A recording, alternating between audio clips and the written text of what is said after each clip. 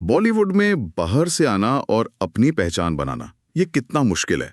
ये सवाल अक्सर उठता है ना। हाँ बिल्कुल। और अभी प्रियंका चोपड़ा ने कुछ बातें कही हैं जिससे ये फिर से चर्चा में है। आज हम उन्हीं के अनुभवों पर थोड़ी बात करेंगे, जो बातें उन्होंने शेयर की हैं। हाँ, उन्होंने अपने शुरुआती दिनों के बारे में वो जो संघर्ष था खुलकर बताया है। और इसमें दिलचस्प ये है कि ये सिर्फ उनकी अपनी कहानी नहीं लगती। सही कहा, ये कहीं ना कहीं पूरी हिंदी फिल्म इंडस्ट्री का जो ढांचा है और नए लोगों के लिए वहाँ जो मौके हैं उन पर भी एक तरह की टिप्पणी है। बिल्कुल।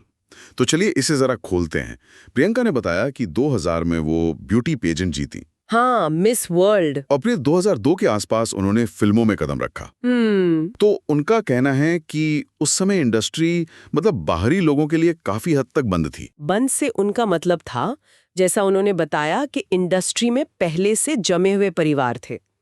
मतलब पीढ़ी दर पीढ़ी से एक्टर्स, डायरेक्टर्स, प्रोड्यूसर्स। अच्छा। तो ऐसे में किसी नए इंसान के लिए जिसके कॉन्टैक्ट्स ना हो, उसके लिए जगह बनाना आसान नहीं था। ये तो सीधी बात नेपोटिज्म की तरफ इशारा करती है ना, भाई भतीजावाद। हाँ, उनका इशारा उसी तरफ लगता है।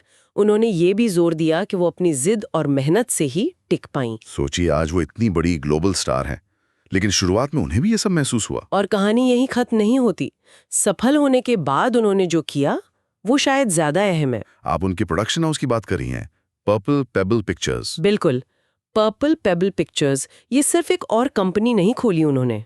तो क्या खास था इसमें? खास ये था, और ये सूत्रों में साफ है, कि उनका मकसद था उन लोगों को मौका देना, फिल्म बनाने वालों को, लेखकों को, कलाकारों को, जिन्हें शायद आसानी से मेन स्ट्रीम में एंट्री नहीं मिलते। हाँ, जिनके पास शायद बड़े बजट नहीं होते या जिनकी पहुंच नहीं होती। तो एक तरह से वो सिस्टम की उस कमी को भरने की कोशिश कर रही थी जो उन्होंने खुद महसूस की थी। बिल्कुल।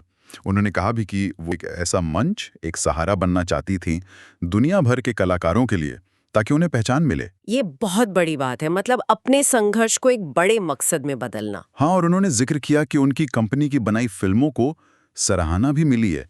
तो ये सिर्फ बातें नहीं है, उन्होंने करके दिखाया है। और उनका अपना एक्टिंग करियर वो भी तो जबरदस्त चल रहा है। हाँ बिल्कुल, हॉलीवुड में भी वो लगातार काम कर रही हैं। अभी हेड्स ऑफ स्टेट नाम की फिल्म का जिक्र है। हाँ, 2025 में। और एक द ब्लफ भी आने वाली है। और भारतीय सिनेमा में भी वापसी कर रही हैं। वो भी एक बड़े प्रोजेक्ट के साथ। हाँ, वो एसएस राजामौली और महेश बाबू वाली फिल्म SSMB29। जी हाँ, द स्काई इज पिंक के बाद ये उनकी बड़ी भारतीय फिल्म होगी।